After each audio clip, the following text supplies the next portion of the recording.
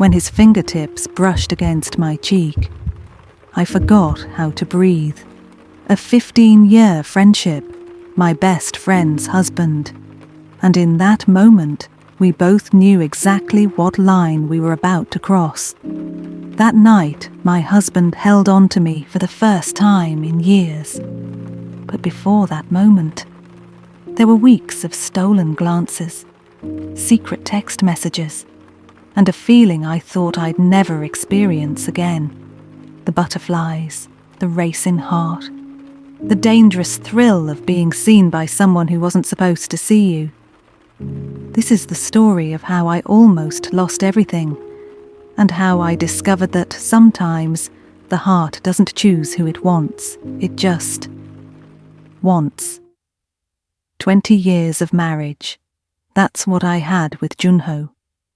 But for the past 3 years, I'd been losing him piece by piece. His business expansion consumed everything, his time, his attention, his heart. I remember the exact moment I realized I'd become invisible. It was our anniversary. I'd made dinner reservations at the restaurant where he proposed. I wore the dress he used to love. I waited at the table for 45 minutes. He texted, "Emergency meeting. Can't make it. Sorry." The waiter looked at me with pity. I smiled and said, "He's very busy." But inside, something broke. Phone calls ended with, "Let's talk later." Weekends disappeared into, "I have a client meeting." And when he finally came home, he'd collapse into bed without a single word. I tried everything. I tried talking. I tried being understanding. I tried giving him space. I tried taking up less space. Nothing worked. It wasn't the loss of love that terrified me. It was the realization that I was slowly disappearing from my own life. Like a photograph left too long in the sun, fading until nothing remains. I started talking to myself in the mirror. "You're still here," I'd whisper. "You still exist." That's when he appeared. Ji-hoo, my friend's husband, the man who would make me feel alive again and make me question everything. Ji-hoo and Hye-erin had been our friends for 15 years. The four of us, dinner every month, vacations together, shared stories and laughter. Ji-hoo was always the thoughtful one. The one who remembered birthdays, who asked how your day was and actually listened to the answer. One evening, the four of us met for dinner. It was supposed to be like any other dinner, but everything changed. Hye-erin was glued to her phone, responding to comments on her latest live stream. Junho was texting his team about a contract, and I was sitting there, invisible again. Then Ji-hoo looked at me, really looked at me. "Hyun, you seem really tired lately."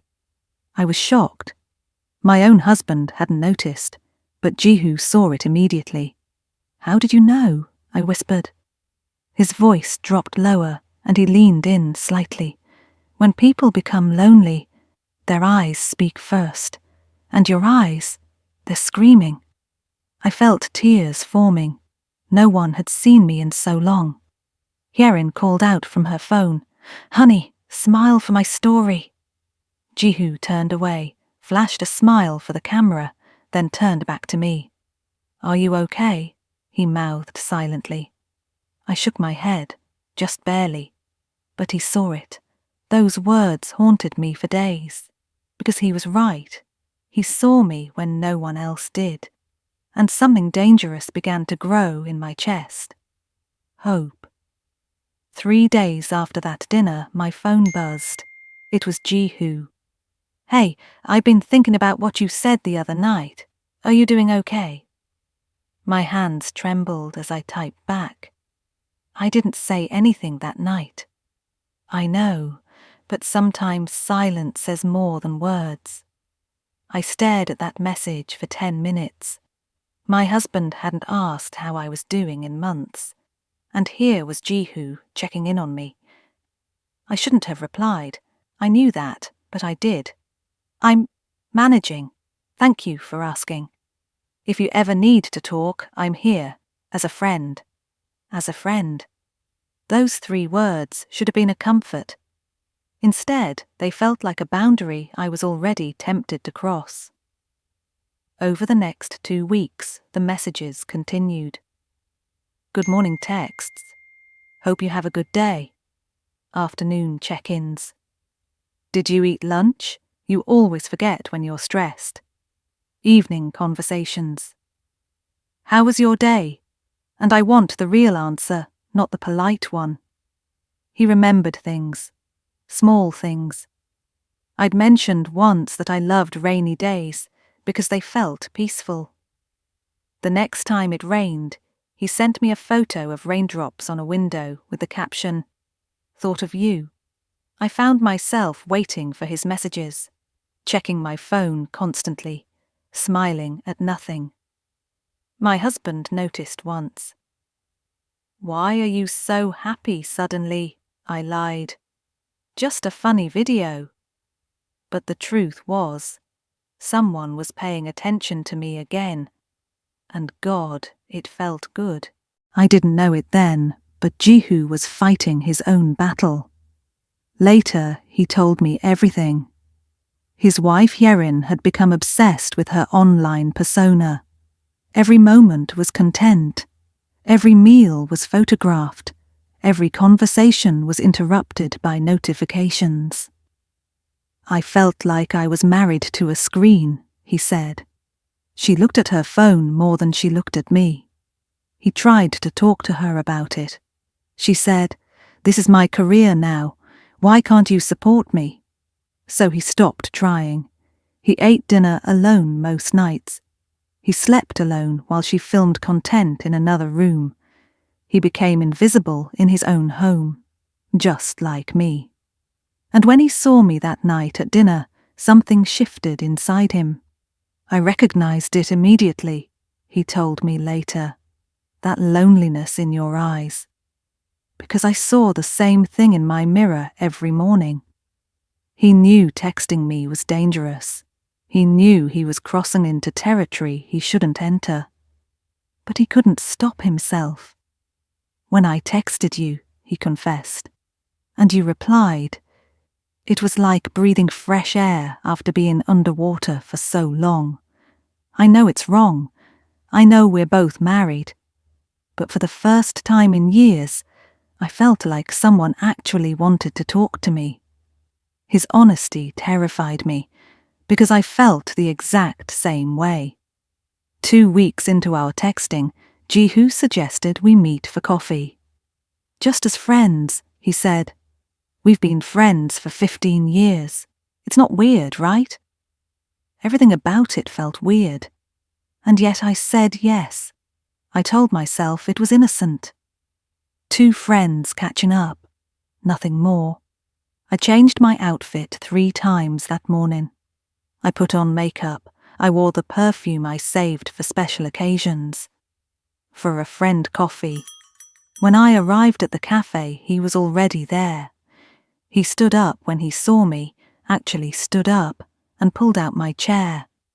My husband hadn't pulled out my chair in a decade. You look beautiful, Jehu said. My heart stopped. It's just jeans and a sweater. I know, but you look beautiful. We talked for 2 hours. About everything. Our childhoods, our dreams, the things we'd given up, the things we missed about ourselves. He told me about wanting to be a photographer before his family pushed him into business. I told him about my abandoned novel sitting in a drawer for 15 years. Why did you stop writing? He asked. Life got busy, marriage, responsibilities. I don't know. I guess I stopped believing the story mattered. He reached across the table, not touching my hand, but close. I bet your stories matter more than you think. The way he looked at me, like I was the only person in the room, like every word I said was important. When was the last time someone looked at me like that? As we were leaving, it started to rain. Neither of us had an umbrella. "Come on," he said, laughing. "Let's run for it." He grabbed my hand, and we ran together through the rain, laughing like teenagers. When we reached the shelter of a building's awning, we were both soaking wet and breathless. He still hadn't let go of my hand. We stood there, dripping wet, breathing hard, staring at each other. "Hayoon," he started, but then his phone rang. It was Hierin. He dropped my hand and answered. "Hey, honey, yeah, I'm just running errands. I'll be home soon." He looked at me apologetically after he hung up. "I should go," I said quickly. "Yeah, me too." But neither of us moved for a long moment. After that day, everything intensified. The texts became more frequent, more personal, more everything. I can't stop thinking about today, about running in the rain with you. When was the last time I felt that free? I keep replaying our conversation. You understand me in ways I didn't think anyone could. Is it wrong that I look forward to your messages more than anything else in my day? My gut screamed this was dangerous, but I couldn't stop myself. I was addicted to the feeling, to being wanted, to being seen. One night, Junho came home late again. I was lying in bed, texting Jihu.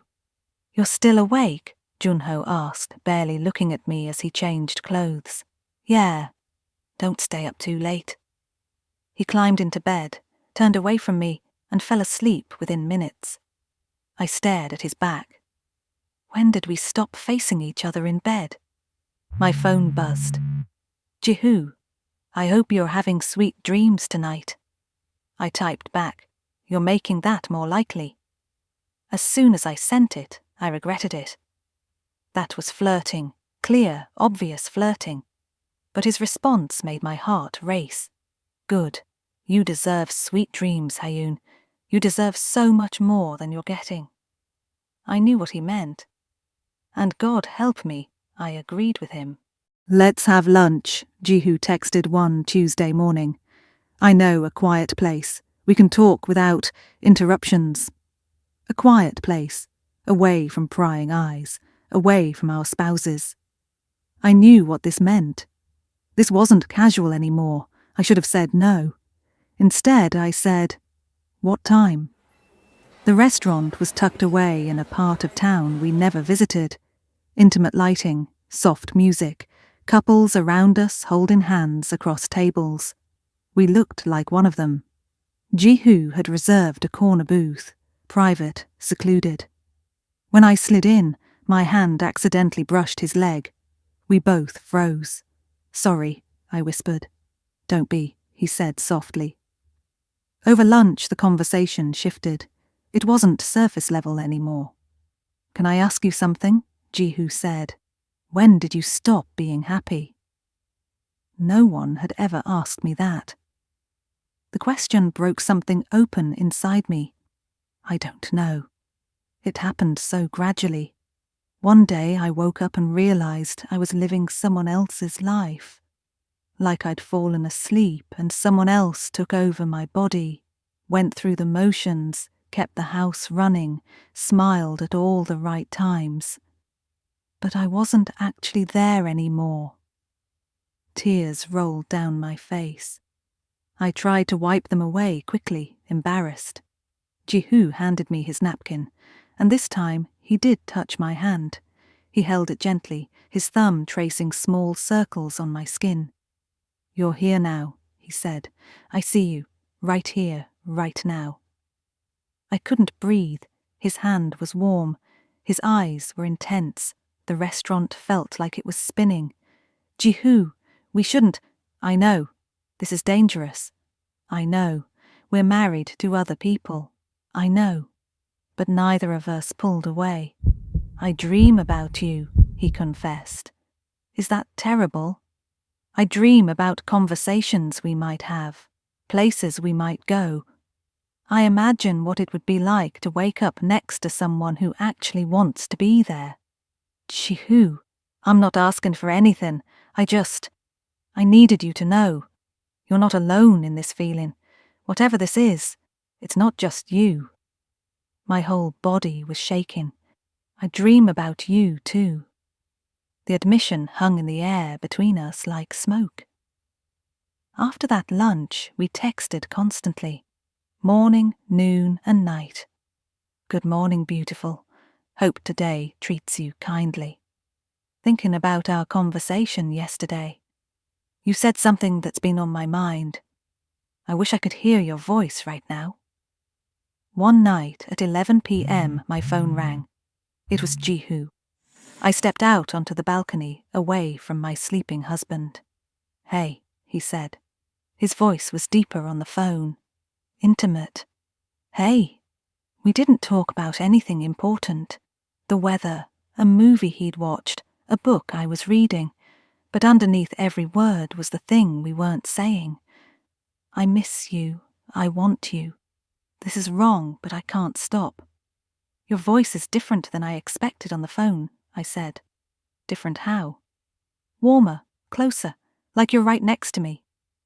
A pause. I wish I was. My breath caught. Jihu. I know, I'm sorry. I shouldn't have said that. No, I wish you were too. The silence that followed was deafening. Hayun, if I asked you to meet me right now, would you? My heart pounded. Yes. Even though you know what it might lead to? Yes. Another long pause. I could hear him breathing. I won't ask, he finally said, because I'm not strong enough to stop if we start. Neither am I thought.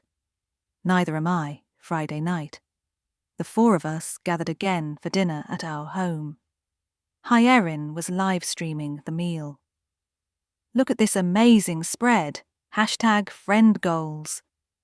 Junho was on his third business call of the evening, and Jihu and I were drowning in the space between us. Every time our eyes met, it was electric. Every accidental touch sent shockwaves through my body. Erin disappeared into the bedroom. I have to start my main live stream. This is a big one. Junho stepped outside for another call, and suddenly Jihu and I were alone. The silence was suffocating. We both knew why. We'd been dancing around this moment for weeks. Hayun, he started. Don't, I whispered. If you say it, we can't take it back. Maybe I don't want to take it back. He moved closer. I could smell his cologne, feel the heat from his body. I can't stop thinking about you, he said. Every minute of every day. When I'm with Erin, I'm thinking about you. When I'm at work, I'm thinking about you. When I'm trying to sleep. God, especially when I'm trying to sleep. My back was against the wall now. He was so close. I know this is wrong, he continued.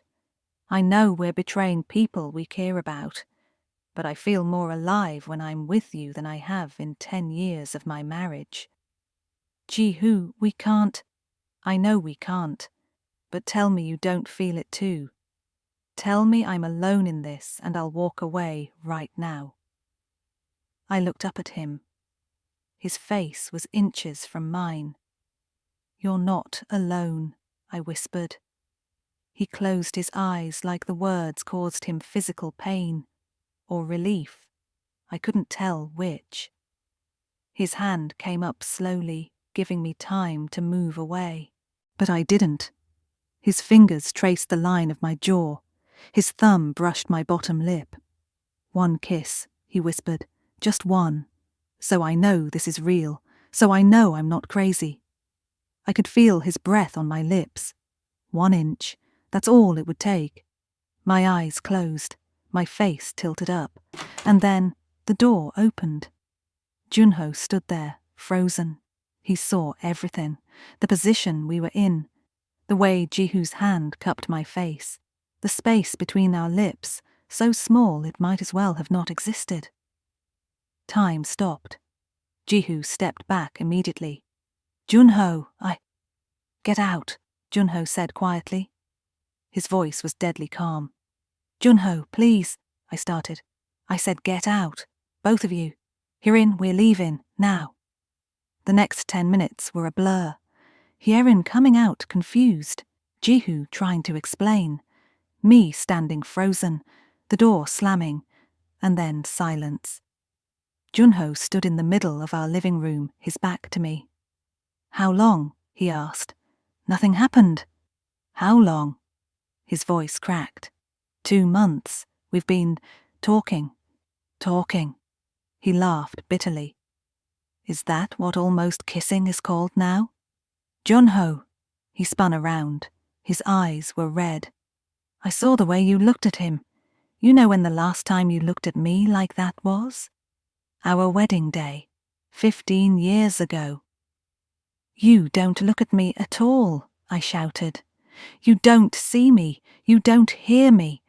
I've been disappearing for 3 years and you didn't even notice. So you found someone who would notice, my friend, our friend's husband? He saw me when you couldn't, because I was busy building a life for us. I didn't want a life. I wanted a husband. The words echoed in the room. Junho's face crumpled. He sank onto the couch, his head in his hands. When did I lose you? He whispered. I sat down beside him, careful not to touch him. You didn't lose me all at once. It was little things. Forgotten anniversaries, cancelled dinners, conversations that never happened. I faded so slowly you didn't even notice I was gone. And he brought you back. He reminded me I still existed. Junho was quiet for a long time. Then he looked at me with tears streaming down his face. I'm sorry. God, Hyun, I'm so sorry. I was so busy trying to give you everything that I forgot you just wanted me. I'm sorry too. I should have talked to you. I should have tried harder. Instead, I almost threw away 20 years. Do you love him? The question hung in the air. I don't know. I love the way he makes me feel, but I don't know if that's the same thing. And me? Do you still love me? I looked at my husband, really looked at him, saw the grey in his hair that wasn't there before, the lines around his eyes, the wedding ring he'd never taken off. Yes, I never stopped. I just forgot how. Junho reached for my hand. His fingers were trembling. Please don't leave me. Please, let me try again. Let me learn how to see you again. That night, I stood alone at the window. My phone buzzed. It was Jihu. I'm so sorry. For everything. For putting you in this position. For being selfish. You deserved better from me. I stared at the message for a long time.